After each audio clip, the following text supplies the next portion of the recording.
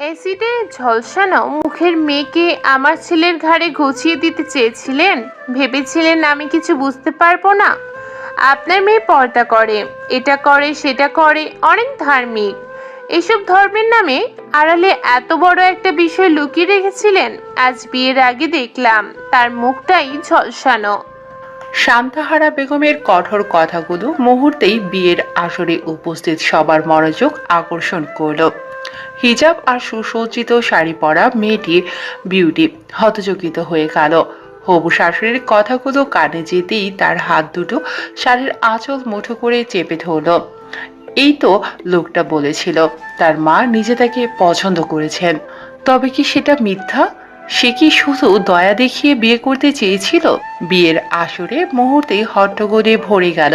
বিউটির বাবা হামিশ আলী পরিবেশ শান্ত করার চেষ্টা করে নরম গলায় বললেন, দেখুন বেন সাহেবা, আমরা জানতে চেয়েছিলাম, কিন্তু কথা শেষ না হতেই শান্তাহারা তাকে থামিয়ে দিলেন। জানাতেন কখন? বিয়ের পরে? আমার ছেলের জীবনটা নষ্ট হওয়ার পর? আপনি আমার কথাটা আগে শুনুন প্লিজ। শেরওয়ারি পরিহিত যুবকটি শান্ত ভঙ্গিমায় এগিয়ে এলো। মা শান্তাহারাকে উদ্দেশ্য করে বলল, মা, ওনাদের আমি বলতে নিষেধ করেছি, তাই সিন ক্রিয়েট করো না, বিয়েটা হতে দাও। শান্তাহারা বিস্ফোরিত নয়নে তাকালেন ছেলে মিনহাজের দিকে। রাগে ক্ষোভে চিৎকার করে বললেন, তোর কি মাথা খারাপ হয়ে গেছে? অমন কতকার দেখতে একটা মেয়েকে বিয়ে করবি?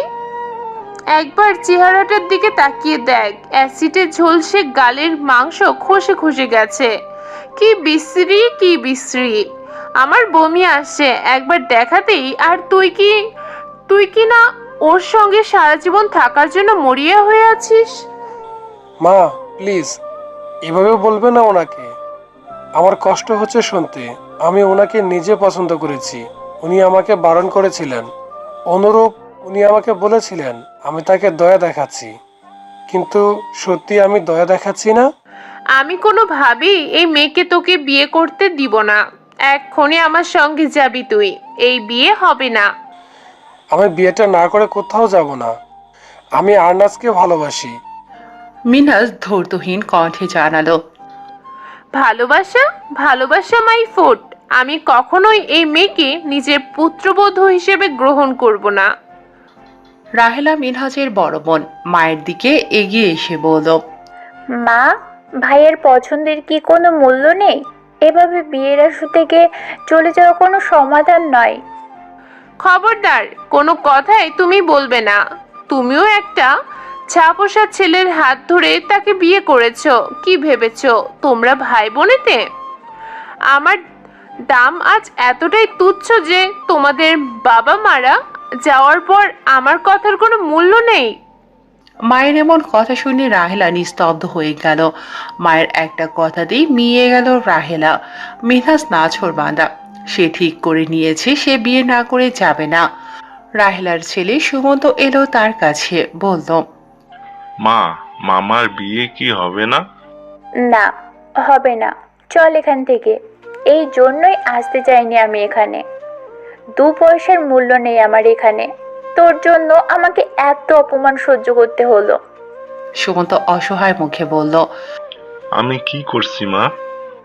তোর জেদের জন্যই আমি এই বিয়েটা অ্যাটেন্ড করেছি। শুধুমাত্র তোর জন্য আমাকে এত অপমানিত হতে হলো। মিনাস এসব ঝামেলা নিতে পারছে না। মিনাস মায়ের কোনো কথা না শুনে বিউটির দিকে এগিয়ে আসতে চেয়েছিল।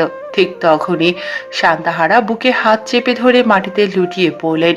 তার চিৎকারে চারিদিকে হইচই শুরু হয়ে গেল। শান্তাহারা যখন দেখলেন ছেলের নড়চড় নেই, তিনি একেবারে মোক্ষম চালটাই চাললেন। মনে মনে ভাবছিলেন প্রয়োজনে নাটক করবেন। তার পূর্বে 2বার মিনি স্ট্রোক হয়েছে। ডক্টর বলেছে কোনোভাবেই যেন তাকে প্রেশার ক্রিয়েট না করা হয়। সত্যি তার অল্প ব্যথা করছিল বুকে। তিনি বুকে হাত চেপে ধরলেন আর গড়িয়ে পড়লেন মাটিতে। চোখ বন্ধ করে ছেলের চিৎকার শুনে মনে মনে একটু খুশি হলেন। ছেলে তার অসুখের ব্যাপারে খুবই দুর্বল, আর সেই দুর্বলতাকে কাজে লাগিয়ে ছেলেকে হাতের মুঠোয় রাখেন। হইচই বেঁধে গেল বিয়ে বাড়িতে।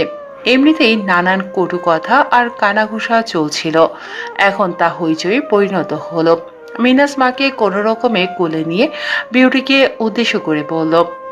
মিনাস মাকে নিয়ে বেরিয়ে এলো। বিউটি স্তব্ধ হয়ে এক দৃষ্টিতে তাকিয়ে রইল বিয়ের আসর থেকে বেরিয়ে যাওয়া মিনহাজের দিকে। হাসিম আলী হিতাহিত জ্ঞান শূন্য হয়ে ধপ করে চেয়ারে নিজের শরীর ছেড়ে দিয়ে বসে পড়লেন। বিউটি ছুটে গেল বাবার কাছে, চেয়ারের হাতল চেপে ধরে বলল, আমি কি খুব বেশি খাই আব্বু? বাবা মেয়ের প্রশ্নের মাঝে দুঃখের সুর ভেসে এলো। হামিশ আলীর বুকের ভেতর কেমন মোচড় দিয়ে উঠল। তার করুণ দৃষ্টির মাঝে অসহায়ত্ব স্পষ্ট। বিউটি কাঁদতে কাঁদতে বলল, আরো কম খাবো, দুবেলার জায়গায় একবেলা আহার করব। তবু আমাকে আর বিয়ে দিতে চেয়েও না আব্বু। শাহানা বেগম উপরতলায় ছিলেন। মেয়ের বিয়ে ভাঙার কানাঘুষা শুনে দৌড়ে এসে মেয়েকে জড়িয়ে ধরলেন। সবকিছু শুনে হতবাক তিনি। তার চোখ দিয়ে জল গড়িয়ে পড়ল। বিউটির ভাবি সন্দীপ্তা তাকে শান্ত করতে কাঁধে হাত রেখে বলল, তুমি এইভাবে বাবার সঙ্গে কথা বলো না আরনাজ। সব বাবা চান তাদের মেয়েরাই সুখী করতে, ভালো ঘরে বিয়ে দিতে চান। শুধু 4টা ভাত খাওয়ার জন্য কোনো বাবা তার মেয়েকে বিয়ে দেন না। ছোট্ট থেকে 18 বছর পর্যন্ত লালন পালন করেন কষ্ট করে, শ্রম দিয়ে। সেসব কি একটাও নিজের জন্য করেন? বাবা এমনিতেই ভেঙে পড়েছেন, উপরন্তু এইভাবে কথা বলো না। এইভাবে একজন খেটে খাওয়া কর্ম মর্মাহত পিতাকে কথার আঘাতে আঘাত করো না, শুনতে বিদঘুটে লাগছে। বিউটি আঘাতে বিলম্ব হয়ে বলল, সব বাবা চান, কিন্তু সব মেয়ে কি রাজকন্যা? আমার মতো মেয়েদের কপালে যে শুধু দুঃখ লেখা থাকে, তা কি আব্বু জানেন না? আপু কেন বুঝতে চান না? তার চাঁদের মতো সুন্দরী মেয়েটি আর সুন্দরী নেই, যাকে আবু ভালোবেসে বিউটি নামটা দিয়েছিলেন। এখন সে কদাকার, বিশ্রী দেখতে, যাকে দেখলে কেবলই বমি পায় মানুষের। সবার বাবার রাজকন্যারা হয় রাজকন্যা, আমার মতো মুখ ঝলসানো নয়, যে আব্বু আমাকে নিয়ে এত আশা করবেন। সে দৌড়ে বিয়ের আসর থেকে বেরিয়ে গেল। ঠিক তখনই সুপ্রিয়, বিউটির জ্যাঠাতো ভাই, হাতে ফুল আর মিষ্টি নিয়ে ঢুকলো বাড়িতে। চেয়ারে বিবর্ণ মুখে বসে থাকা হামিশ আলীকে দেখে তার বুক কেঁপে উঠল। লাল বেনারসি পরা বিউটি দ্রুত পায়ে বেরিয়ে যাচ্ছে। এই দৃশ্য তার চোখে পড়তেই সে থমকে গেল। সুপ্রিয় তাড়াতাড়ি হামিশ আলীর কাছে এগিয়ে গিয়ে বলল, চাচা, কি হয়েছে? এভাবে বসে আছেন কেন? হামিশ আলী চোখ তুলে তাকালেন, চোখে জল, মুখটা ফ্যাকাশে। তিনি কিছু বলার আগেই সন্দীপ্তা বলল, সুপ্রিয় ভাই, তুমি একটু দেখো না আরনাজ কোথায় গেছে। এই বিয়ে ভেঙে গেছে। বিয়ে ভেঙে গেছে মানে? বিউটি কোথায়? কাঁদতে কাঁদতে বেরিয়ে গেছে। সুপ্রিয় চুপ না থেকে দ্রুত বেরিয়ে গেল।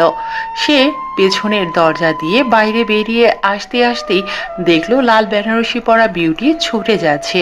সে দৌড়ে গিয়ে তাকে থামালো। বিউটি থাম, এভাবে কোথাও যাচ্ছিস? কি হয়েছে আমাকে বল। বিউটি চোখ মুছতে মুছতে বলল, তুমি কেন এসেছো সুপ্রিয় ভাই? আমাকে সবাই অপমান করেছে, আমার মুখ, আমার শরীর সবই যেন অভিশাপ। তুমি আর আমাকে শান্ত করার চেষ্টা করো না, আমাকে নিজের মতো থাকতে দাও। সুপ্রিয় তার হাত ধরে বলল, তুই আমার ছোট বোনের মতো, তোকে এভাবে যেতে দিতে পারি না। যে অপমান তোকে করা হয়েছে তা আমি মেনে নিতে পারি না। বিউটি হঠাৎ করে রাগে ফেটে পড়ে বলল, তুমি পারো না, কিন্তু দেখো আমার নিজের মা বাবাও তো পারছে না, তারা কিছুই করতে পারলো না। আমাকে বারবার এমন পরিস্থিতির সম্মুখীন হতে হয়, আমি আর পারছি না সুপ্রিয় ভাই। সুপ্রিয় তার হাত শক্ত করে ধরে বলল, তোকে এমন কথা কেউ বলবে না আর।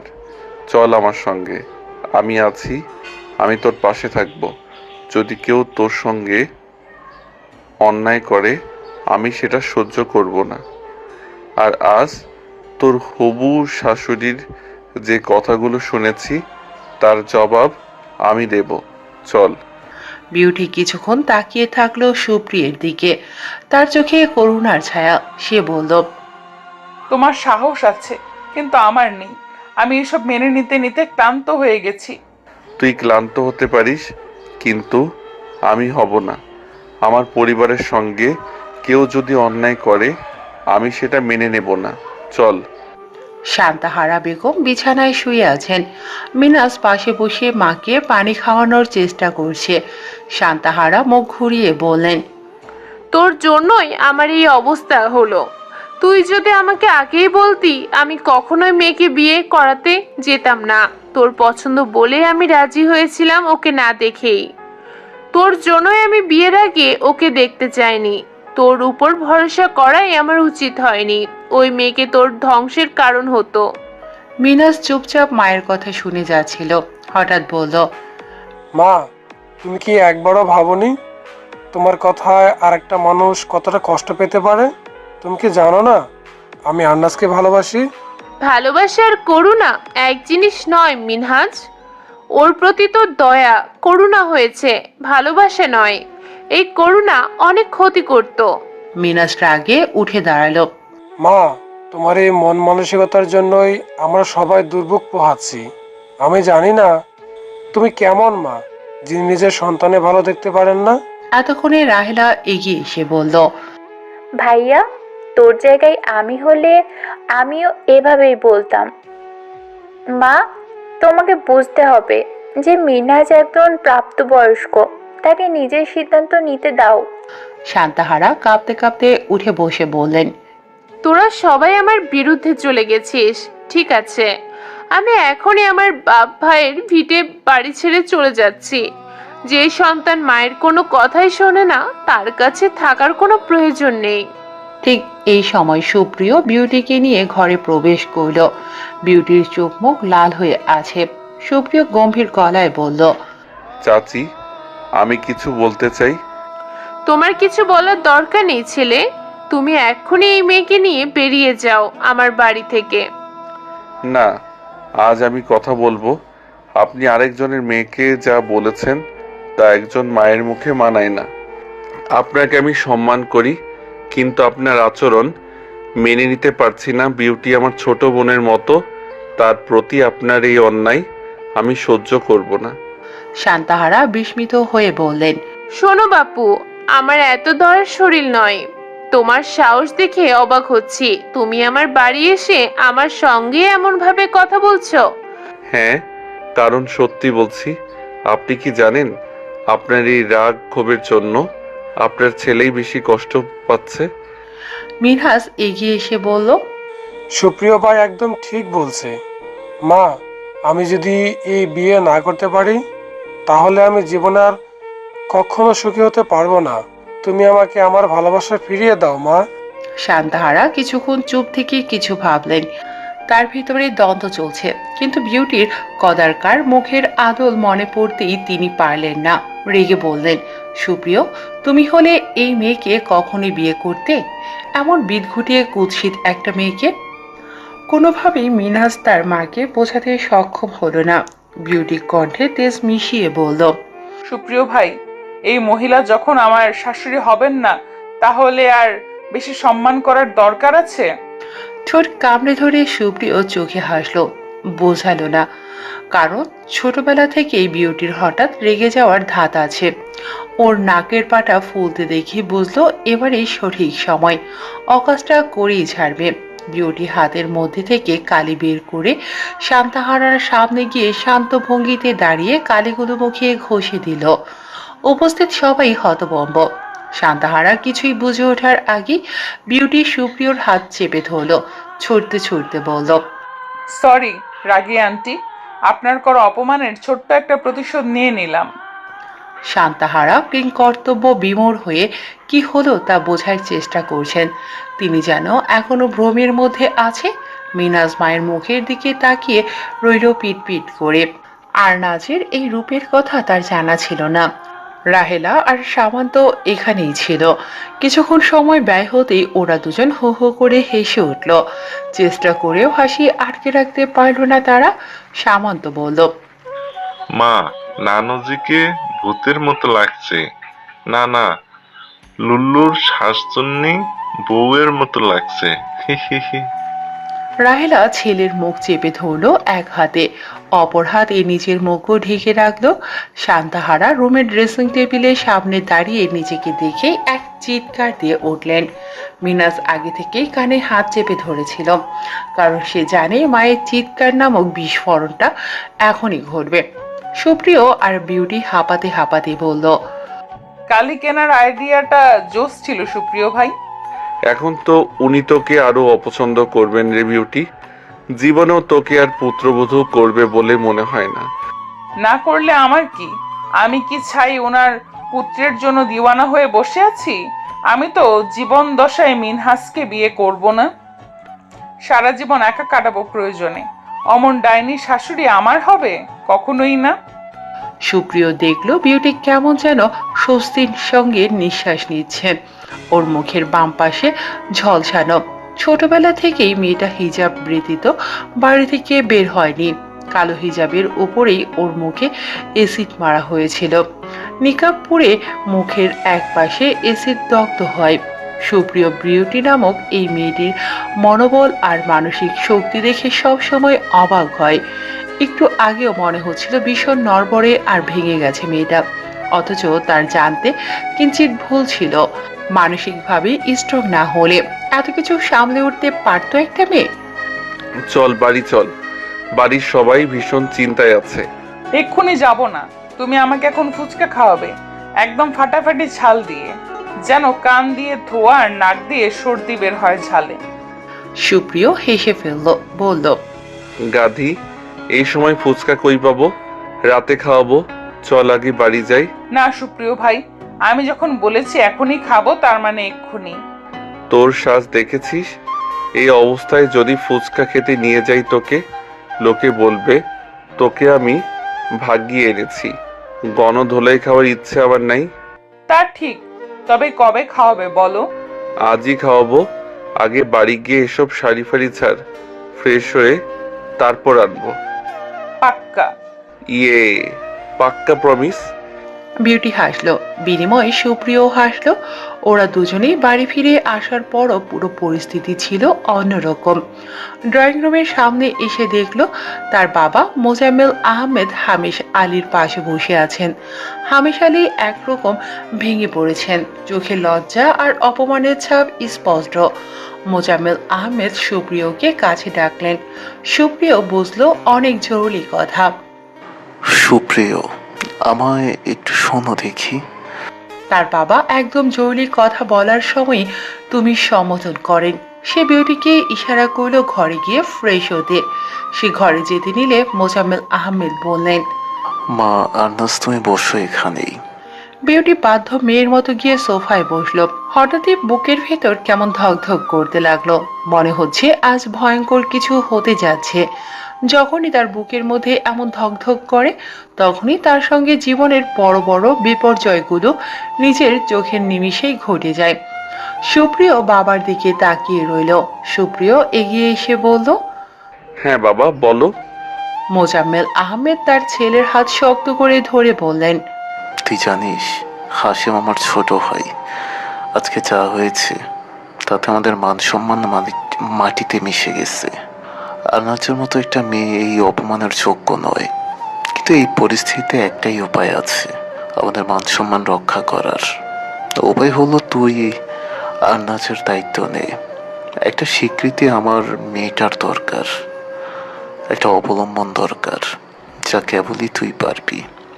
সুপ্রিয়র মাথায় যেন আকাশ ভেঙে পড়ল, অবাক হয়ে বলল, কি বলছো এসব বাবা? ভেবে বলছো? মোজাম্মেল গভীর দৃষ্টিতে ছেলের দিকে তাকিয়ে বললেন, তুই আর্নাজকে বিয়ে কর। তোর মতো ছেলে ওর পাশে দাঁড়ালে আর্নাজ আবার আত্মবিশ্বাস ফিরে পাবে। এটা শুধু হাশেমের সম্মান রক্ষা করা নয়, আমাদের পরিবার ও মর্যাদা রক্ষা। আমি জানি এটা হঠাৎ করে বলছি, কিন্তু তুই আমার ছেলে, আমি জানি তুই এই দায়িত্ব নিতে পারবি। সুপ্রিয় কিছুক্ষণ চুপ রইল। তার মনে নানা প্রশ্ন, কিন্তু তার বাবার প্রতিটি কথা যেন পাথরের মতো ভারী শোনাচ্ছে তার নিকট। সে বলল, বাবা এটা এত সহজ নয়। আমি আর্নাসকে কখনো সেভাবে ভাবিনি। আর বিয়ের জন্য তো দুপক্ষের ইচ্ছা থাকতে হয়। হামেশ আলী কাপা গলায় বললেন, সুপ্রিয়, আমি জানি এটা তোমার জন্য মানা কঠিন। একদিন অসহায় পিতা তোমার কাছে অন্যায় অযাচিত আবদার। কিন্তু আমার মেয়ে যদি তোমার মতো অন্য কারোর সঙ্গে জীবন শুরু করতে পারে, তাহলে আমি নিশ্চিত থাকবো সে সুখে থাকবে। তুমি শুধু আমার বড় ভাইয়ের ছেলে না, তুমি আমার নিজের ছেলের মতো। প্লিজ আমাকে এই শেষ অবধি ভেঙে যেতে দিও না। সুপ্রিয় কিছুক্ষণ পাথরের মূর্তির মতো চুপ করে দাঁড়িয়ে থাকলো। তার সামনে বাবার সম্মান, চাচা হামেশ আলীর আকুতি আর আরনাজের কষ্ট মিশ্রিত মুখ। সে অবশেষে গভীর শ্বাস নিয়ে বলল, ঠিক আছে বাবা, আমি বিয়েতে রাজি। সুপ্রিয়র এই সিদ্ধান্তে সবাই অবাক হয়ে গেল। আরনাজ এই সিদ্ধান্ত শুনে হতবাক হলো, কারণ সে ভাবছিল সুপ্রিয় এই প্রস্তাব নিঃসন্দেহে নাকচ করবে। সে কাঁদতে কাঁদতে বলল, তুমি কেন রাজি হচ্ছ সুপ্রিয় ভাই? এটা অন্যায়, তোমাকে এটা করতে হবে না। Please don't do this. I won't be able to handle such a below. সুপ্রিয় শান্তভাবে বলল, বিউটি, আমি এটা করছি কারণ আমি জানি এটা সঠিক, তোর জন্য, আমাদের পরিবারের জন্য, সবার সম্মানের জন্য, জীবনে একসঙ্গে থাকার জন্য। বিউটি স্থির চিত্তে বাবার দিকে তাকিয়ে রইল। চাপা অভিমানে নাকের পাটা ফুলে ফুলে উঠছে তার। তার জীবনের কোনো একটা সিদ্ধান্ত কি সে নিজের মতো করে নিতে পারবে না? মোজাম্মেল আহমেদ দ্রুত বিয়ের আয়োজন করতে বললেন। সবার মধ্যে উত্তেজনা আর কিছুটা সংশয়ও ছিল। তবে বিয়ের মঞ্চে গিয়ে যখন সুপ্রিয় আর বিউটি একসঙ্গে দাঁড়ালো, তখন সবার মুখে মিষ্টি হাসি ফুটে উঠল। কাজী সাহেবকে মোজাম্মেল আহমেদ বেশি হাদিয়া দেওয়ার কথা বলে আটকে রেখেছিলেন। আসার পথে তাদের গাড়ি খারাপ হওয়ায় বিয়েতে আসতে বিলম্ব হয় তার। উপরন্তু তার বৃদ্ধা শাশুড়ি অসুস্থ, ওখানে ওনার স্ত্রীকে বিয়েতে আসার জন্য রাজি করাতে চেয়েও পারেননি। আর এখানে আসার পর ঘটনার অদ্যপ্রান্ত শুনেই তিনি মনে মনে সিদ্ধান্ত নেন সুপ্রিয়র সঙ্গে বিউটির বিয়ে দেবেন। এভাবে কিছুতেই বিউটিকে আর ভেঙে যেতে দেবেন না। ছোটবেলা থেকেই এই মেয়েটাকে নিজের মেয়ের চেয়েও বেশি স্নেহ করে এসেছেন। একটা মেয়ের জন্য তো কম আশা করেননি। যখন ভাইয়ের মেয়ে হলো, তখনই তিনি সিদ্ধান্ত নিয়েছিলেন এই মেয়েটাকে তিনি নিজের কাছে রাখবেন। কিন্তু ভাই ভাই বিরোধ হতে পারে এটা ভেবেই কথা বাড়াননি। তবুও একবার বলার জন্য উন্মুখ হয়েছিলেন। কিন্তু তখনই বিউটির বিয়ের খবর পান তিনি। যদিও এতে মনে মনে ব্যথিত হন খুব, কিন্তু যখন সুযোগ পেয়েছেন তখন তার সঠিক ব্যবহার করলেন। সুপ্রিয় বিউটির দিকে তাকিয়ে সন্তর্পণে বলল, জীবনে একসঙ্গে থাকার জন্য ঠিক কত কদম একসঙ্গে পথ চলতে হয়, সহধর্মীকে ঠিক কতটা এফোর্ট দেওয়া প্রয়োজন। বিউটি তাকালো সুপ্রিয়র দিকে। সে জানে এই বিয়ে হয়তো তার জীবনে অপ্রত্যাশিত ছিল, কিন্তু সুপ্রিয়র মতো একজন মানুষ তার জীবনে ছিল ভাবতেই গায়ে কাঁটা দিয়ে উঠল। কিছু সময়ের ব্যবধানে কি থেকে কি হয়ে গেল তার জীবনে। বিয়ের মঞ্চের কোলাহল ধীরে ধীরে স্তমিত হয়ে এলো। বিউটির মুখে এক অদ্ভুত শূন্যতা। বিদায়ের ক্ষণে সবার চাহনির মাঝে সে একান্তে নিজের কান্নাকে সামলানোর চেষ্টা করছিল। অভিমানে বাবার দিকে তাকালো না। হামেশ আলী কাঁপা কাঁপা হাতে মেয়ের মাথায় হাত রাখলেন। কিছু বলতে গিয়েও যেন শব্দ আটকে গেল গলায়। বিউটি চুপচাপ, চোখ দিয়ে অশ্রু গড়িয়ে পড়ছে। কন্যাদানের এই মুহূর্ত তাকে আরো একা করে দিচ্ছে। মা, তুমি আব্বুর উপর অভিমান করো না। আব্বুর সঙ্গে একটু কথা বলো মা। আমার যে বুকটা ভেঙে যাচ্ছে তোমার ক্লেশিত মুখটা দেখে। ক্ষমা করো মা, আমি তোমার জন্য কিছুই করতে পারলাম না। বিউটি কোনো উত্তর দেয় না, কেবল বুক ভাঙা ব্যথা আড়াল করে বাবা মায়ের সামনে মাথা নিচু করে দাঁড়িয়ে থাকে। সে যেন সবকিছু মেনে নিয়েছে। তার ভেতরের ব্যথাটা পাথরের মতো জমে আছে। সুপ্রিয় বিদায়ের সময় নিজের মধ্যেও দ্বিধা অনুভব করছিল। বিয়ের সিদ্ধান্তটা নেওয়া তার কাছে এখন ঠক্কারিতা মনে হচ্ছে। এভাবে হুট করে হ্যাঁ বলে ফেলা উচিত হয়নি, কিন্তু সে সময় কী বা করতে পারত? তার বাবার তাকে করা অনুরোধ হাত ধরে যখন অনুরোধ করছিল, সে কিভাবে অমত করত? আদৌ সম্ভব হতো তার পক্ষে? বিউটি এতদিন তার কাছে বোনের মতো ছিল। হঠাৎ করেই সেই সম্পর্কের পরিবর্তন তাকে একেবারে নতুন পরিস্থিতিতে ফেলেছে। সে না পারছে বিউটির মুখের দিকে তাকাতে, না পারছে নিজের বিবেকের কাছে ধরা দিতে। সব দিক থেকেই অসহ্য লাগছে তার। বিউটির ছোট ছোট পায়ে গাড়ির দিকে এগিয়ে যাওয়া দেখে সুপ্রিয় এক অজানা অস্বস্তি অনুভব করল। গাড়িতে বসার পর বিউটি তার শাড়ির আঁচল দিয়ে চোখ মুছছিল। সুপ্রিয় সামনে তাকিয়ে রইল চুপচাপ। যেতে যেতে সুপ্রিয় হঠাৎই বলল, ড্রাইভার চাচা, সামনে গাড়ি থামাবেন প্লিজ। আচ্ছা আব্বা।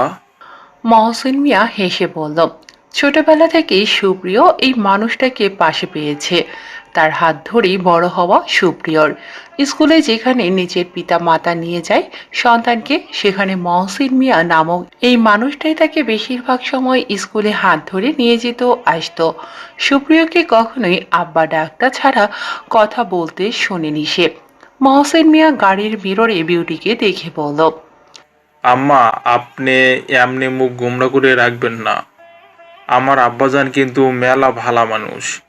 যখন একবার দায়িত্ব নিছে সে, তখন আপনি এর জন্য সব করবার পারবে। শুধু সময়ের ব্যাপার আম্মা। বিউটি নিষ্পলক চোখে তাকালো সুপ্রিয়র দিকে। সুপ্রিয়র কোনো ভাবান্তর নেই। গাড়ি থামলো একটা স্থানে। সে আলগোছে গাড়ি থেকে নেমে গাড়ির দরজা খুলে দিয়ে বিউটিকে বলল, নাম।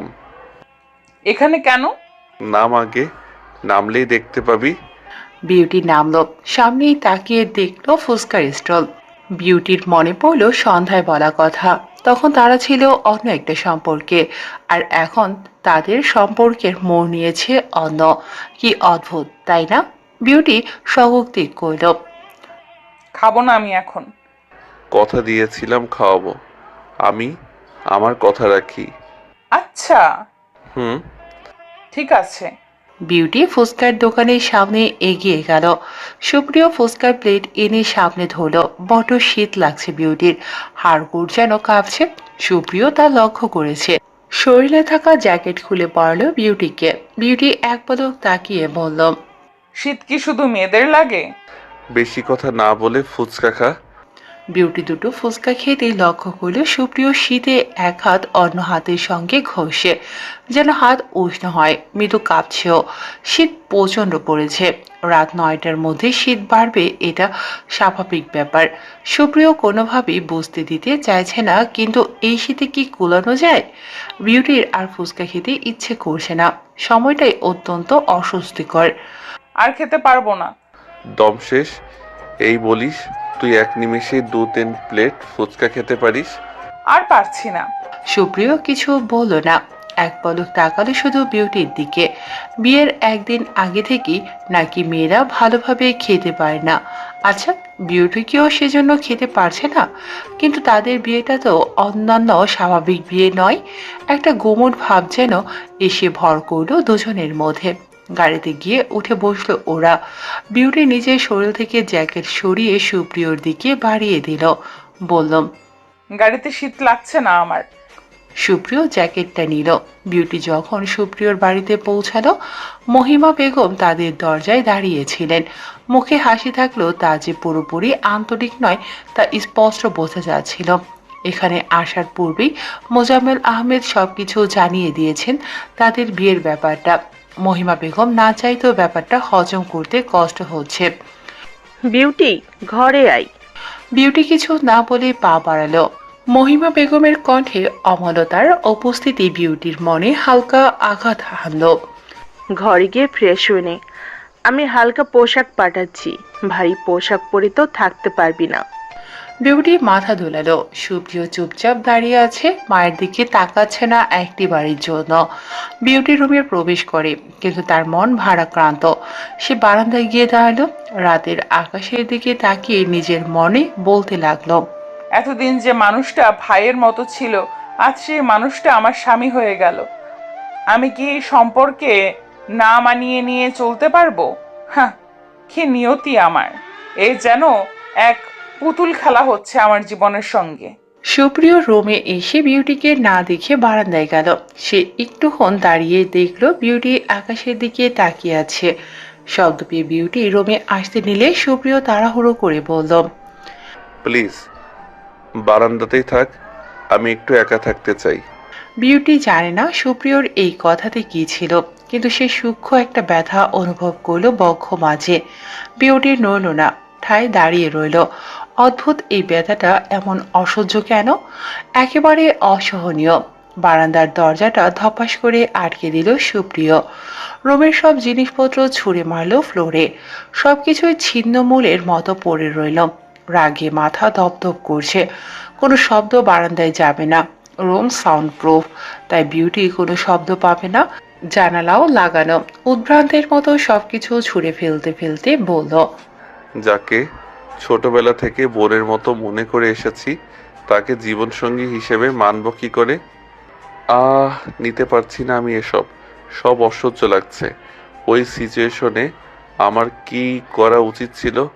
আবারও বিয়েতে অমত করে মেয়েটাকে ভঙ্গুর করে দেওয়া উচিত ছিল। তাহলে যদি বিউটির মনোভাব এমন হতো যে সেও উপরে উপরে ভালো চাইছে, সেও অন্যদের মতো তাকে ট্রিট করছে, দয়া দেখাচ্ছে ওর ফেসের জন্য, এত দোনামোনা সংশয় আমি নিতে পারছি না একসঙ্গে। ফ্লোরে বসল সে। এক হাত খাটের উপর রেখে এক পায়ের উপর অন্য হাত রেখে অপর পা ছড়িয়ে দিয়ে বসে আছে সে। কেটে গেল অনেকটা সময়। চোখ বন্ধ করে এসব ভাবতে ভাবতেই তার মনে পড়ল আরো একটা ভুল সে করেছে। তা হলো বিউটিকে রুমে আসতে না বলে বারান্দায় থাকতে বলা। শিট! সে উঠে দাঁড়িয়ে দেয়ালে একটা প্রকাণ্ড ঘুষি মারল। ব্যথাও পেল হাতের অগ্রভাগে। জলদি করে রুমের সবকিছু ঠিক করলো। কিছু একটা করতে হবে যেন বিউটির তার প্রতি বিরূপ ধারণা না হয়। ঘরটা পরিষ্কার করে দৌড়ে গিয়ে বাগান থেকে গোলাপ আর গাঁদা ফুল নিয়ে এলো। বিদেশ থেকে আনা অর্কিড গাছ থেকে অর্কিড ছিঁড়ে আনলো। অথচ এই ফুল কতই না যত্নের তার, কাউকে হাত অবধি লাগাতে দেয় না সে ফুলে। আজকে নির্দয়ের মতো সেসব ছিঁড়ে ফেলেছে সে। রুমে এসে সবকিছু সুন্দর করে সাজালো। ফ্লাওয়ার ভাজে টাটকা ফুল রাখলো, কোনো রকমে সাজানো হলো। এরপর বিউটির বারান্দায় গিয়ে বিউটিকে ডাকলো। দরজা খুলে দেখলো বিউটি গুটিসুটি মেরে বসে আছে। শীত নিবারণের জন্য পরিহিত শাড়ি পেঁচিয়েছে শরীরে, তবুও মৃদু কাঁপছে। সে অল্প স্বরে ডাকলো, বিউটি, এই বিউটি, ঘরে আয়। হ্যাঁ, কেন? এখানে বসে থাকিস না প্লিজ। আমি আসলে কথাটা ওভাবে বলিনি। Extremely sorry. আমি এখানেই ঠিক আছি। সুপ্রিয় তার কণ্ঠে বিষণ্ণতার ছায়া বুঝতে পারে। চল ভেতরে চল, বারান্দায় ঠান্ডা পড়ছে। সুপ্রিয় বিউটির হাত ধরে রুমে নিয়ে এলো। রুমে ঢুকেই অবাক হলো বিউটি। রুম সাজাচ্ছিল সুপ্রিয় ভাই, আর সে কিনা কি ভাবছিল এতক্ষণ? সবকিছু স্বাভাবিক করতে চাইছে নাকি অন্যান্য পুরুষদের মতোই নিজের চাহিদা? ছিছি, সুপ্রিয় ভাইয়ের সম্পর্কে এসব সে কি ভাবছে? সুপ্রিয় ইতস্তত করতে করতে বলল, আমার আনানি হাতে সাজানো তো ভালো হয়নি তেমন, পরে আবার সুন্দর করে সাজাবো। হ্যাঁ? বিউটি অশ্রুসিক্ত লোচনে তাকালো সুপ্রিয়র দিকে। বিউটির চাহনি উপেক্ষা করে খাবার প্লেট নিয়ে তার সামনে রাখলো। রুমটা সাজিয়েও তার অস্বস্তি বোধ হচ্ছে। কি জানি কি সব আবোল তাবোল করছে। রুম সাজানোর ফলে আবার উল্টোপাল্টা চিন্তা মাথায় না এনে বসে মেয়েটা। সুপ্রিয় ছটফট করতে করতে বলল, খাওয়ার সময় হয়েছে। চাচি ফোন করে বললেন তুই সারাদিনে কিছুই খাসনি। আমি খেতে পারবো না। সুপ্রিয় একগাল ভাত তুলে তার দিকে বাড়িয়ে দিল। একটু খা, আজ থেকে সম্পর্কটা আমাদের দুজনের। যত সমস্যা থাক একসঙ্গে সব ঠিক করব। হ্যাঁ, তোর আর আমার দুজনের মেনে নিতে একটু সময় লাগবে, কিন্তু যেহেতু বিয়েটা হয়েছে তাই আগে কে কাকে কি নজরে দেখেছিস সেটা ভুলে যা। বিউটি কোনো উত্তর না দিয়ে চোখ মুছল। সুপ্রিয় তখন আরো একবার বলল, বিউটি, আমরাই আমাদের সম্পর্কের ভিত্তি মজবুত হয়েছে একটি পবিত্র শব্দের মাধ্যমে। আমি কবুল শব্দটাকে আমাদের সম্পর্কের মতোই পবিত্র মনে করি। আমি জানি সবকিছু হঠাৎ হয়ে গেছে, কিন্তু চেষ্টা করব আমাদের ছোট্ট সংসারটা সুন্দর করে গড়ে তুলতে। বিউটি অল্প মাথা নত করে ভাত খেতে শুরু করলো।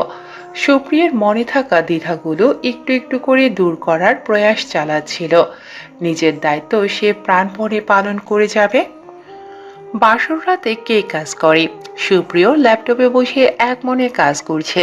বিউটির ভেতরটা অদ্ভুত ছটফট করছে। একবার বিছানা তো একবার কর্মে ব্যস্ত থাকা সুপ্রিয়র দিকে তাকাচ্ছে। রাত গভীর হতে লাগলো। বিউটি বারবার বিছানার দিকে তাকিয়ে ভাবতে লাগলো সে কোথায় শোবে। নতুন পরিবেশ, নতুন সম্পর্ক, সবকিছু মিলিয়ে অস্বস্তি যেন তাকে গ্রাস করছে। বিউটির মনের দ্বিধাটা সুপ্রিয় বুঝতে পারল। ল্যাপটপ থেকে একবার মাথা তুলে বিউটির মুখের দিকে তাকিয়ে বলল, সিনেমার মতো একজন বিছানায় আরেকজন ফ্লোরে ঘুমাবে, এমন কোনো নাটকীয় চিন্তা মাথায় আনিস না। কারণ আমি নিজেও সোফায় ঘুমাবো না, আর তোকেও ঘুমাতে দেব না। সুপ্রিয়র সরল কথায় বিউটির চোখ বড় হয়ে গেল। তার মনের কথা এই মানুষটা বুঝলো কিভাবে? মন পড়তে জানে নাকি? সে হতবাক হয়ে তাকিয়ে থাকলো তার দিকে। মুখে কিছু বলল না, শুধু অস্বস্তি মেশানো এক মৃদু হাসি দিল, ক্যাবলা কান্তের মতো। সুপ্রিয় ল্যাপটপে চোখ রেখেই আবার বিউটির দিকে তাকিয়ে বলল, তোর হাসি দেখে মনে হচ্ছে তুই ভাবছিস আমি মজা করছি, কিন্তু আমি সিরিয়াস। বিউটি, আমি আমার নতুন বউকে একা রেখে আর কোথাও ঘুমাবো না। তুই আমার পাশেই ঘুমাবি, আর আমিও তোর পাশেই ঘুমাবো। দুইজনই থাকবো একসঙ্গে। বিউটি কিছু বলল না, কেবল তার কানে বউ সম্বোধনটা বাজতে লাগলো সাইরেনের মতো। কি আশ্চর্য! বিয়ে হয়েছে কয়েক ঘন্টা হলো, যেন সবকিছুই বদলে গেছে। কি অবলীলায় বউ সম্বোধন করছে মানুষটা। এদিকে সে অস্বস্তিতে গাঢ় হয়ে আছে প্রতিটি মুহূর্তে। তার ভেতরের বিব্রত বোধটা মুখে স্পষ্ট। সে জানতো না কিভাবে তার অনুভূতি প্রকাশ করবে। বিউটির এক ধ্যানে তাকিয়ে থাকায় সুপ্রিয়র কাজে ব্যাঘাত ঘটল। একটু আগে সে কি বলেছে বুঝতে পেরে এবার সুপ্রিয় খানিক অস্বস্তি বোধ করল। এভাবে বউ বলে ফেলার কারণ সে বিউটিকে এতদিন বোনের মতোই দেখেছে, কিন্তু এখন তাদের সম্পর্কের নতুন প্রুফ এই অস্বস্তি আরো বাড়িয়ে তুলছিল। কিছুক্ষণ পর দুজনেই বিছানায় শুতে গেল। কেউ কিছু বলছে না, কিন্তু বোঝা যাচ্ছিল দুজনেই বিব্রত। এপিঠ ওপিঠ করেও কোনোভাবেই ঘুমোতে পারল না সুপ্রিয়। বিউটিও নড়ছে, সেটা বুঝতে পারল সুপ্রিয়। চুপচাপ বিছানায় শুয়ে ফ্যানের দিকে তাকিয়ে বলল, বিউটি, তুই কি ঘুমাচ্ছিস? বিউটি মুখ ফিরিয়ে মৃদু স্বরে বলল, না, ঘুম আসছে না। একটা কথা বলবো? বলো। কিছু মনে করবি না তো? বিউটির বুকের মধ্যে ধক করে উঠল। কি এমন বলতে চাইছে সুপ্রিয় ভাই তাকে, যে এভাবে অনুমতি চাইছে? যতই একটা পুরুষ মানুষ তো, উপরন্ত মানুষরা তার এখন স্বামী। পূর্বে যেমন সম্পর্কই থাকুক না কেন, এখন তো সেটা বদলে অন্যরূপ নিয়েছে। যদি তার কাছে স্বামীর অধিকার চেয়ে বসে, সে তো মানা করার মতো কোনো শব্দ পাবে না, কারণ তাকে স্পর্শ করার পূর্ণ অধিকার আছে মানুষটার। তার আকাশ পাতাল চিন্তার মধ্যে সুপ্রিয় হেসে বলল, লুডো খেলবি ফোনে? বিউটি একটু অবাক হয়ে তাকালো। তার আটকে রাখা দমটা যেন ফোঁস করে বেরিয়ে এলো। উফ, এতক্ষণ কি চিন্তাটাই না সে করলো। মনে মনে নিজেকে কতগুলো গালি দিল সে। সুপ্রিয় অদ্ভুতভাবে ওর দিকে তাকিয়ে আছে। সে হেসে বলল, তুমি মজা করছো তাই না? এত রাতে লুডো খেলবে? সত্যি বলছি, বাসরাতে বর্বও লুডো খেলবো, ব্যাপারটা কেমন না? তাই অনুমতি নিলাম, লুডো খেলে দেখি কে জেতে। আমি একদম হারি না কারোর কাছে, এটা জানিস তো। দেখি তুই আমার সঙ্গে পারিস কিনা। বিউটি মুচকি হেসে রাজি হয়ে গেল। তারা লুডো খেলতে শুরু করলো। খেলার মধ্যে হাসি ঠাট্টা চলতে লাগলো।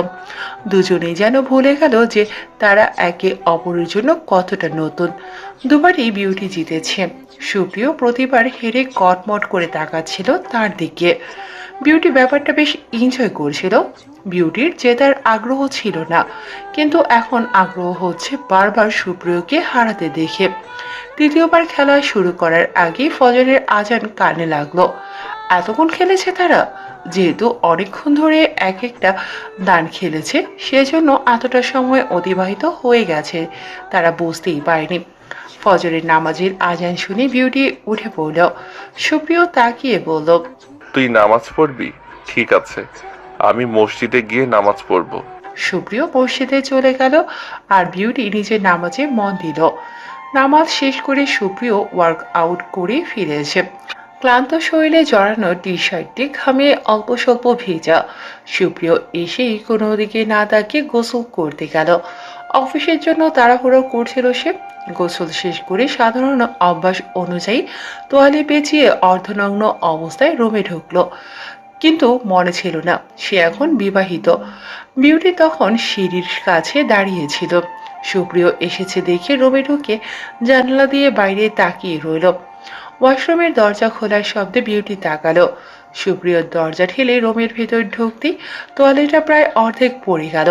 বিউটি হকচকিয়ে হতচকিত হতভম্ব হয়ে পেছন ফিরে তাকানোর কথাই ভুলে গেল। সুপ্রিয় নিজের দিকে একবার তো আরেকবার বিউটির দিকে তাকালো। অতঃপর দুজনে চিৎকার করে উঠল। সুপ্রিয় এক মুহূর্তেই চমকে উঠে দৌড়ে ওয়াশরুমের দিকে ছুটল। বিউটির চোখে বিস্ময় আর লজ্জা স্পষ্ট। সে বিছানার উপর চিৎপটাং হয়ে পড়ে গেল। চোখে তার এখনো এক আকাশ সম বিস্ময়। এখনো বলতে পারছে না বিষয়টি। কিছুক্ষণ পর ওয়াশরুম থেকে মাথা বের করে সুপ্রিয় বলল, কিছু দেখিসনি তো বিউটি? কি? সত্যি কথা বল। সত্যি বললে কি দেবে? যা চাইবি তাই দেব। আমি একদম সম্মুখে ছিলাম, কিছু না দেখার কথা কি? বিউটি ঠোঁট কামড়ে বলল, এখন থেকে খুব সাবধানে থাকতে হবে। এই বাড়িতে এমন বিব্রতকর পরিস্থিতি বারবার হয় কিনা কে জানে। আমি এখন পরাধীন হয়ে চলবো। দেখ। সুপ্রিয় অপ্রস্তুত হয়ে বলল। সুপ্রিয় ঠোঁট বাঁকিয়ে নিচে চলে গেল। বিউটি লজ্জায় হেসে ফেলল। তখনকার অপ্রাকৃতিক ঘটনার পর বিউটি আর সুপ্রিয় দুজনেই নিজেদের কাজ নিয়ে ব্যস্ত হয়ে পড়ল। তবে সুপ্রিয়র যেন বারবার তখনকার ঘটনার কথা মনে পড়ছিল। সে ভেতরে ভেতরে নিজের অনুভূতিগুলো নিয়ে দ্বিধায় পড়ে গেল। বিউটি তো তার কবুল বলা বউ, একদিন না একদিন তো সবকিছু স্বাভাবিক করতেই হতো। ওই ঘটনা নিয়ে এত ভাবার তো কিছু নেই, কিন্তু সে কোনোভাবেই লজ্জায় যেতে পারছিল না বিউটির সামনে। মনে মনে ভাবতে লাগলো, আমি কি বিউটিকে সত্যি মেনে নিতে পারবো? এতদিন তো ওকে ছোট বোনের মতো দেখেছি, এখন হঠাৎ এই নতুন সম্পর্ক কিভাবে সামলাবো? এই চিন্তা তাকে অস্থির করে তুলছিল। সকালের খাবারের সময় মাহিমা বেগম, সুপ্রিয়র মা, বিউটির প্রতি কিছুটা অন্যমনস্ক আচরণ করছিলেন। তার মুখের অভিব্যক্তি দেখে মনে হচ্ছিল বিয়েটা তিনি মন থেকে মেনে নিতে পারেননি। খেতে বসে মহিমা বেগম বললেন, খাবারটা নামিয়ে দাও। বিউটি একটু লজ্জা নিয়ে বলল, জি জেঠিমা, দিচ্ছি। মহিমা বেগম মাথা নাড়িয়ে বললেন, এখন থেকে তোমাকে সব দায়িত্ব কাজকর্ম দেখে শুনে বুঝে নিতে হবে। এই বাড়িতে নতুন মানুষ, তাই সবার খেয়াল রাখার দায়িত্বও তোমার। জি আচ্ছা, ঠিক আছে জেঠিমা। সুপ্রিয় এই কথাটি শুনে বিরক্ত হলো। বিষয়টি তার পছন্দ হলো না। সে হেসে বলল, মা, তুমি এবারে একটু বেশিই বলছো। বিউটি এখানে নতুন, ওকে সময় দাও। এখন আমাকে খেতে দাও, আমি দেরি করব না। মহিমা বেগম চুপ করে গেলেন, কিন্তু তার মনের গোপনে খানিক অভিমান জমা হলো। বিয়ে হতে না হতে ছেলের এই রোদ বদল। ছেলেটা হাতছাড়া হয়ে গেল এক রাতেই। মনে মনে খুব জন্মালো বিউটির উপর। সুপ্রিয় না খেয়েই উঠে গেল। সুপ্রিয় কাজের জন্য রেডি হচ্ছিল। বিউটি তার পাশে দাঁড়িয়ে দাঁড়িয়ে দেখছিল, কিন্তু কিছু বলতে পারছিল না। তোর কিছু বলার আছে? সুপ্রিয় আচমকা জিজ্ঞেস করলো। বিউটি একটু থেমে বলল, তুমি এত তাড়াহুড়ো করছো কেন? একটু চা খেয়ে যেতে পারতে। সুপ্রিয় হেসে বলল, টিপিক্যাল বউয়ের মতো কথা বলছিস। ঠিক আছে, চা খেয়ে যাই, বানিয়ে নিয়ে আয়। বিউটি অবাক হয়ে বলল, আমি বানাবো? জেঠিমা যদি রেগে যান? সুপ্রিয় হালকা হাসি দিয়ে বলল, মায়ের রাগ আমি সামলে নেব, তুই চা বানাতে পারিস? বিউটি একটু সাহস নিয়ে রান্নাঘরে গেল, চা বানিয়ে আনলো। সুপ্রিয় এক চুমুকে চা খেয়ে বলল, চা তো ভালোই বানাস। বিউটি হেসে বলল, তুমি ভালোভাবে খেলে না কেন? সুপ্রিয় তাকিয়ে বলল, এমনি, চাটা ভালো হয়েছে। আমার অফিসের বসের মতো কঠিন মানুষও এই চা খেলে গলে যাবে। বিউটি হেসে ফেলল তার রসিকতায়। অফিস থেকে ফিরতে ফিরতে সন্ধ্যা হয়ে গেল। সুপ্রিয় ক্লান্ত মুখে ঘরে ঢুকলো। বিউটি তখন বারান্দায় বসে আকাশ দেখছিল। তার গায়ে হালকা শাল, চোখে এক অদ্ভুত বিষণ্ণতা। সুপ্রিয় দরজা খুলে বলল, তুই বারান্দায় কেন? সন্ধ্যায় ঠান্ডা বেড়েছে। বিউটি মাথা ঘুরিয়ে বলল, এখানে বসতে ভালো লাগে, মনটা যেন একটু হালকা হয়। সুপ্রিয় তার পাশে গিয়ে বসলো। দুজনেই চুপচাপ বসে রইল কিছুক্ষণ। তারপর সুপ্রিয় বলল, তুই ঠিক আছিস তো? কোনো সমস্যা হলে আমায় বলিস। বিউটি একটু ঝুঁকে বলল, জেঠিমা হয়তো আমাকে তেমন পছন্দ করেন না। আমি যদি কখনো কিছু ভুল করি তবে প্লিজ আমাকে ঠিক করে দিও। আমি চাই সবাই আমাকে মেনে নিক। সুপ্রিয় গভীরভাবে বিউটির দিকে তাকালো। তার মনে হলো বিউটি শুধু মনের দিক থেকে নয়, জীবনের দিক থেকেও এখন একা হয়ে গেছে। সে বিউটির মাথায় হাত রেখে বলল, সব ঠিক হয়ে যাবে, তুই নিজের মতো থাক। কেউ যদি কিছু বলে আমাকে জানাস। রাতের খাওয়া দাওয়া শেষে দুজনেই নিজেদের রুমে গেল। দিনের ক্লান্তি থাকলেও কথা বলতে বলতে আবার নতুন করে নিজেদের কাছে টেনে আনলো। ঘুম আসছে না, আজকেও লুডো খেলবি? বিউটি হেসে বলল, আজ আবার হেরে যাবে। হেরে যাওয়ার ভয় পাচ্ছ না?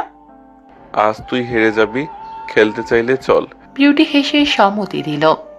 বাঙালি বিয়ের ঐতিহ্য অনুযায়ী বিয়ের দ্বিতীয় দিন নতুন জামাই প্রথমবার শ্বশুর বাড়ি যায়। সুপ্রিয় আর বিউটিও আজ সেই যাত্রায় বের হচ্ছে। সুপ্রিয়র বাবা মোজাম্মেল আহমেদ আর মা মহিমা বেগম অনেক নির্দেশনা দিয়ে বিদায় দিতে এলেন। যদিও মহিমা বেগম একটু রক্ষণশীল প্রকৃতির, তবুও আজ তার মুখে একটা মৃদু হাসি। মোজাম্মেল আহমেদের জন্যই ব্যাপারটা হজম করতে হচ্ছে তাকে। সকালবেলা নতুন জামাই হিসেবে সুপ্রিয় প্রথমবার শ্বশুর বাড়ি যাচ্ছে। সুপ্রিয়র মন খানিকটা উত্তেজিত, খানিকটা দ্বিধাগ্রস্ত। পূর্বে যখন বিউটিদের বাড়ি গিয়েছে সে, তখন ছিল সম্পর্ক অন্য।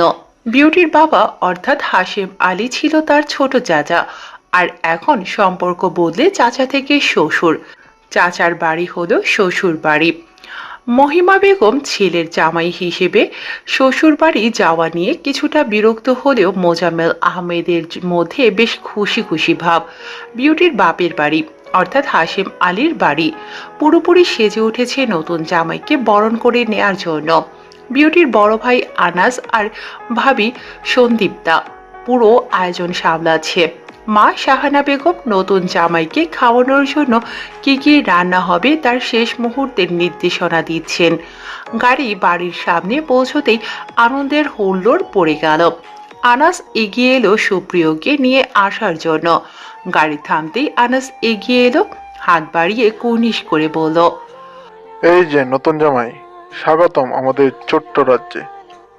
আনাসের রসাত্মক কথায় সুপ্রিয় হেসে বলল, তোমাদের ছোট্ট রাজ্যে রাজা হয়ে ওঠার সাধ্য আমার নেই ভাই, তবে অতিথি হিসেবে যত্নটা ঠিকঠাক নিও। আনাস ওর ঘাড়ের উপর হাত দিয়ে চেপে ধরলো, চিবিয়ে চিবিয়ে বলল, কিসের অতিথি রে বেটা, বেয়াদব আর বজ্জাত, এখন কই পালাবি? শেষ পর্যন্ত আমার বোনকে বিয়ে করতে হলো তোর। ইচ্ছে করে কি আর কেউ আগুনে ঝাঁপ দেয়? আমি থাকতে তোকে শান্তিতে থাকতে দেবো ভেবেছিস? সবাই কেমন রাজকীয় অভ্যর্থনা জানানোর জন্য তোড়জোড় করছে। আগে বল, বিয়ের দিন ছিলি না কেন? আনাস চুপ করে গেল, গম্ভীর মুখে বলল, মাতার চাকরি করি, বোনের বিয়ের দিনও ছুটি নেই, কিন্তু কিছু করার নেই, ওটা আমার ডিউটি। আনাস আর্মি অফিসার, সে কোয়ার্টারে ছিল।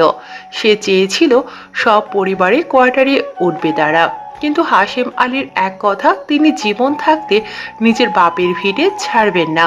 অগত্যা আনাসও বাবার মুখের উপর কথা বলতে পারেনি। ওর মন খারাপ বুঝে সুপ্রিয় ওর পেটে কনুই দিয়ে গুঁতো দিল, বলল, রাজকীয় ব্যবহার তো দূর থাক, তুই হারামি। আমাকে পেয়ে নিজের বোনকে ভুলে গেছিস। দেখ কেমন চাক্ষুষ রাক্ষসী আমার গলায় ঝুলিয়ে দিয়েছিস। কটপট করছে আমার দিকে তাকিয়ে, মনে হচ্ছে আজ তো গিলে খাবে। বিউটি গাড়ির সঙ্গে হেলান দিয়ে দাঁড়িয়ে আছে, দৃষ্টি ওদের দিকেই। আনাস বোনের দিকে তাকিয়ে সহসা বলল, বেটা বেয়াদব, আমার সামনে আমার বোনকে রাক্ষসী বলিস? সাহস তো কম না, সুজা জেলে ঢুকিয়ে চালান করে দেবো। আমাকে কি চোখে পড়লো তবে? তোমরা এমন আমাকে ফেলে রেখে এলে? এটা কেমন বিচার ভাইয়া? আনাস মাথা চুলকে কানে হাত ধরে বলল, সরি শাকচুন্নি, বোন জামাইকে একটু আপ্যায়ন করছিলাম। তুমি থাকো, ওকে নিয়ে আমি গেলাম। বলেই বিউটি হনহনিয়ে চলে এলো। সুপ্রিয় ওর যাওয়ার পানে তাকিয়ে রইল, চোখ ছোট ছোট করে বিড়বিড় করে বলল, মায়া মানুষের হিংসে বড় বেশি। আমার দিকে ওভাবে তাকানোর কি আছে? আমি করেছি আজব। ভাগ্য ভালো তোর, আমার বোনকে পাইছিস। হিংসুক বোন তোর। চুপ বেটা বেয়াদব। শাহানা বেগম খানিকটা বিরক্ত হয়ে বললেন, তোরা কি ওখানেই থাকবি? আমার জামাইটাকে আদর যত্ন না করতে দিবি না? আনাসের কথায় সবাই হেসে উঠল। কি সুপ্রিয় ভাই, ভালো? আসতে না আসতেই দুটো মিলে শুরু করে দিয়েছো? সুপ্রিয় লজ্জায় হেসে বলল, ভাবি, তোমার বরকে সামলাও, না হলে ওর কপালে দুঃখ আছে। সুপ্রিয় আর আনাস প্রায় একই বয়সের পার্থক্য কেবল 2 মাসের। ওরা পিঠি পিঠি হওয়ায় দুজনের মধ্যে সবসময় খুনসুটি চলতে থাকে। দুজনকে দেখলে মনে হবে কেউ কাউকে দেখতে পায় না, অথচ তলে তলে দুজনেই দুজনের প্রাণ। বিউটি বাড়ির ভেতরে দাঁড়িয়েছিল গাল ফুলিয়ে। মা শাহানা বেগম বিউটির দিকে তাকিয়ে বললেন, বিউটি, কি হলো? তোর মুখ অমন আমসের মতো করে রেখেছিস কেন? আমসির মতোই আমার মুখ। যাও, নতুন জামাইকে গিয়ে বরণ করো। বাড়ি আসতে না আসতে কি হলো তোর? মাথা গরম কেন? কিছু না। শাহানা বেগম মেয়ের দিকে ভ্রুকুটি করে তাকিয়ে চলে গেলেন। সুপ্রিয়কে ঘিরে সবাই দাঁড়িয়ে আছে, কত গল্প করছে হেসে হেসে। তাকে কেউ জিজ্ঞেস পর্যন্ত করলো না সে কেমন আছে, যেন তাকে কেউ চোখেই দেখছে না। নিজের বাড়ি এসে নিজেকেই পরপর লাগছে তার। বিউটি অদ্ভুত ভঙ্গিতে সুপ্রিয়র দিকে তাকালো। সুপ্রিয় হাসছে আর সবার সঙ্গে খোশ মেজাজে গল্প করছে। বিউটির গা জ্বলে গেল অদ্ভুত ভাবে। সুপ্রিয় সবার আড়লে তার কাছে এলো। সুপ্রিয় মৃদু স্বরে বলল, ওখানে তোকে কেউ কিছু বলছে? শান্ত হয়ে আছিস কেমন? বিউটি মৃদু হেসে তেরাভাবে উত্তর দিল, নিজের বাড়ি এখানে শান্ত না থাকলে আর কোথায় থাকবো? বাপরে, এভাবে ক্ষেপে আছিস কেন? কি হয়েছে? কই না তো। সুপ্রিয় ঠোঁট উল্টে ওর দিকে তাকিয়ে রইল। সে কি কিছু ভুলে গেছে? কি এমন হলো যে এভাবে বাঁকা বাঁকা কথা বলছে?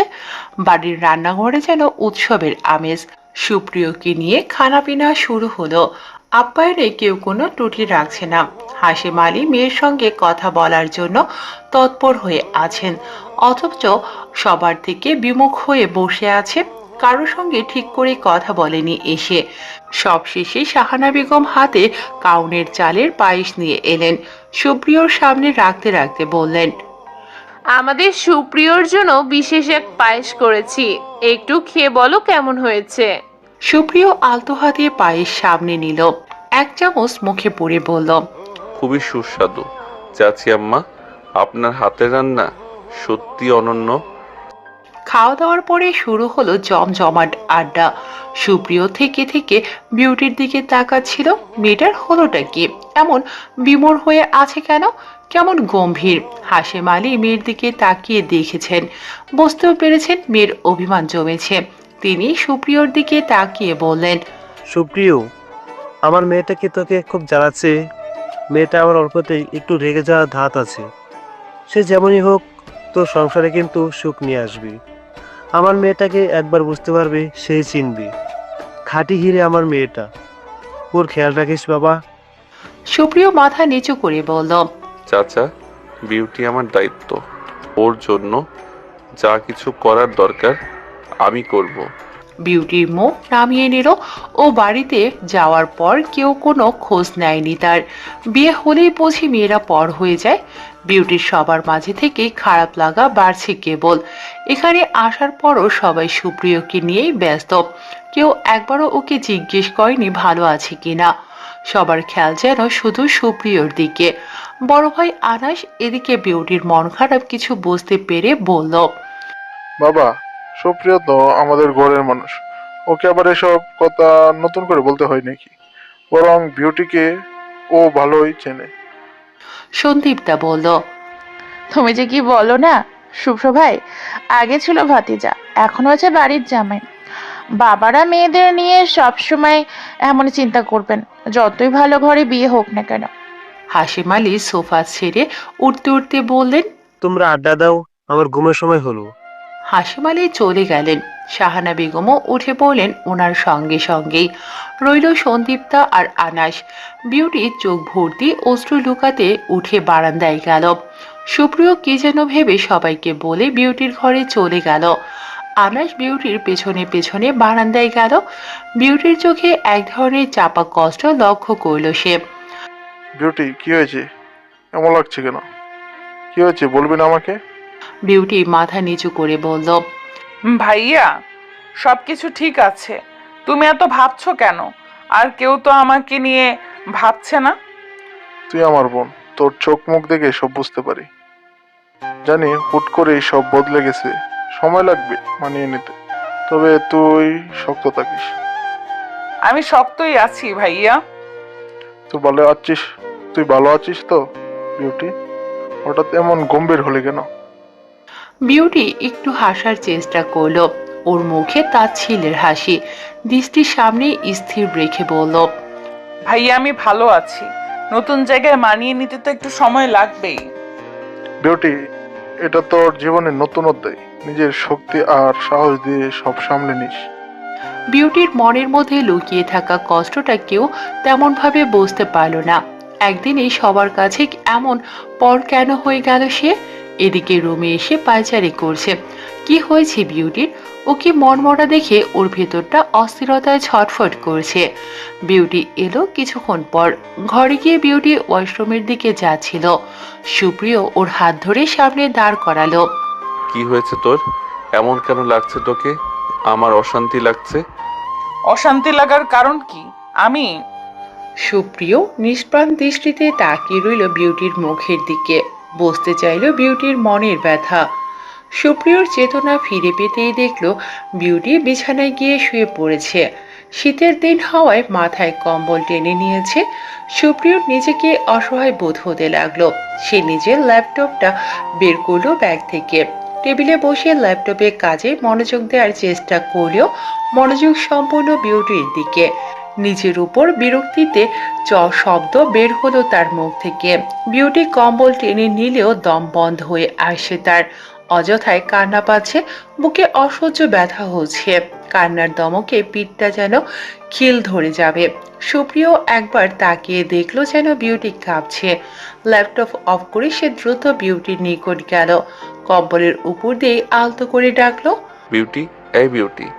হঠাৎই কম্পন বন্ধ হলো। সবকিছু স্বাভাবিক সেভাবে ঘাপটি মেরে রইল বিউটি। সুপ্রিয় ফের ডাকলো, কি হয়েছে বিউটি? তুই কি কাঁদছিস? তবুও বিউটি টু শব্দটিও করল না, শুধু নিঃশ্বাসের শব্দ বাড়ালো। যেন সুপ্রিয়র মনে হয় সে ঘুমের মধ্যেই কাঁপছিল বাজে স্বপ্ন দেখে। সুপ্রিয় আরো একবার ডেকে ওর শিওর থেকে সরে গেল। বিউটি ওর সামান্য পায়ের শব্দ শুনে একটা দীর্ঘশ্বাস ফেলে চোখ মুছে ফেলল। ছোট থেকেই ও নিজের কান্না এভাবেই সবার থেকে আড়াল করেছে। কাউকে নিজের দুর্বলতা দেখানোটা ওর কাছে ভীষণ লজ্জার। কিন্তু বিয়ের দিন ওর কান্না দেখেছে সুপ্রিয়। ওই দিনের কান্নাটা স্বাভাবিকভাবেই নেবে সকলেই। একজন বিয়ে ভেঙে যাওয়া মেয়ে নিশ্চয়ই না কেঁদে হেসে খেলে বেড়াবে না। এছাড়া সে কখনোই নিজের পরিবার কিংবা বাইরের কারোর সম্মুখে কাঁদেনি। বিউটি নিজের ঘরে বসে আছে, মনটা ভালো নেই। সকালে ঘুম থেকে উঠে দেখেছে মা রান্নাঘরে ব্যস্ত, ভাই ভাবি নিজেদের কাজে মগ্ন। কেউই তার সঙ্গে তেমন একটা কথাও বলেনি। বিউটি আপন মনে ভাবছে, এখন তো আমি শ্বশুর বাড়ির মানুষ, হয়তো সবার জীবনে আমার কোনো গুরুত্ব আর নেই। সে শুধু সবার ব্যবহারের আড়ালে একটা হালকা ব্যথা অনুভব করেছে। সুপ্রিয় তাকে অনেকবার জিজ্ঞেস করেছে, তোর মুখ এত শুকনো কেন? কি হয়েছে বলতো? কিন্তু বিউটি উত্তর দেয়নি। বলেছিল, কিছু না, তোমার এসব জানার দরকার নেই।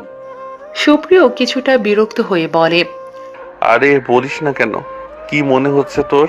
আমি কিছু বুঝি না? তুই শুকনো মুখে ঘুরে বেড়াবি, আমি বুঝবো না? বিউটি তাকে এক পল সুপ্রিয়র দিকে তাকিয়ে চোখ নামিয়ে নেয়, সম্পূর্ণ এড়িয়ে যায় ওকে। কিন্তু সুপ্রিয় লক্ষ্য করেছিল বিউটির চোখের কোণায় একটুখানি অশ্রুর আভাস। সারাদিন এভাবেই কাটলো। বিয়ের পর সে প্রথমবার নিজের বাড়ি এসেছে, অথচ তাকে নিয়ে কারো কোনো মাথা ব্যথা নেই, তাকে নিয়ে কোনো আয়োজন নেই। সব আপ্যায়ন আদর যত্ন সুপ্রিয়র জন্য, তার জন্য কারো কোনো মায়া নেই। সারাদিন বিউটি গুমড়ে গুমড়ে কাটালো। কারো যখন ওকে দেখার সময় নেই, ও নিজেও কারো সঙ্গে যেচে পড়ে কথা বলেনি। তীব্র অভিমানে সবার থেকে মুখ ঘুরিয়ে থেকেছে। রাতের নিস্তব্ধতায় বাড়ির প্রতিটি ঘর যেন গভীর ঘুমে আচ্ছন্ন। কিন্তু বিউটির চোখে কোনো ঘুম নেই, বিছানায় শুয়ে বারবার পাশ ফিরছে। সবাই যেন আজ তাকে ইচ্ছে করেই এড়িয়ে চলেছে, এমনকি তার বাবা মাও। ভাই ভাবি পর্যন্ত ব্যস্ত হয়ে পড়েছে নিজেদের কাজ নিয়ে। সে উঠে বসলো, দেখলো সুপ্রিয় অনবরত হাত চালাচ্ছে ল্যাপটপের কিবোর্ডে। মৃদু আওয়াজ হচ্ছে কিবোর্ডের। ওকে লক্ষ্য করার মতো এই বাড়িতে কেউই নেই। হঠাৎ করে বিউটির চোখ দিয়ে অশ্রু গড়িয়ে পড়ল। পরক্ষণে সুপ্রিয় দেখার আগেই তা ওড়না দিয়ে মুছে ফেললো। একটানা ভাবতে থাকলো, সবাই এমন করলো কেন? আমি কি এতটাই অপ্রিয় হয়ে গেছি? মনে পড়লো আগের দিনগুলোর কথা। বাবা মা ভাই ভাবি সবাই কতটা আনন্দ করত। আজ যেন সেই দিনগুলোর কোনো ছোঁয়া নেই। সুপ্রিয় পাশে বসে ল্যাপটপে কাজ করছিল। বিউটির মুখের দিকে তাকিয়ে একটা গভীর চিন্তার ভাঁজ খুঁজে পেল। সে প্রশ্ন করলো, বিউটি, তুই এমন মন খারাপ করে বসে আছিস কেন? কিছু বলছিস না? আমার কোনো ব্যবহারে কষ্ট লাগলে আমাকে বলতে পারিস। বিউটি মাথা নেড়ে বলল, না কিছু না। সুপ্রিয় নাছোড় বান্দা। কিছু না মানে? তুই তো সারাদিন এমন হাড়ি মুখ করে ঘুরছিস, এখন তোকে বলতেই হবে। বল কি হয়েছে? বিউটি একটু বিরক্ত হয়ে বলল, বললাম তো কিছু না। সুপ্রিয় ভ্রু কুঁচকে তাকালো। বিউটির কথায় তার মনে হলো মেয়েটা কিছু একটা লুকোচ্ছে, কিন্তু জোরাজুরি করার মানুষ সুপ্রিয় নয়। সে মুখে মৃদু বিরক্তির ছাপ নিয়ে বলল, আচ্ছা থাক, তুই যদি বলতে না চাস তাহলে বলবি না, কিন্তু এত গুমোট হয়ে বসে থাকবি না আমার সামনে। দেখতে বিশ্রী লাগে।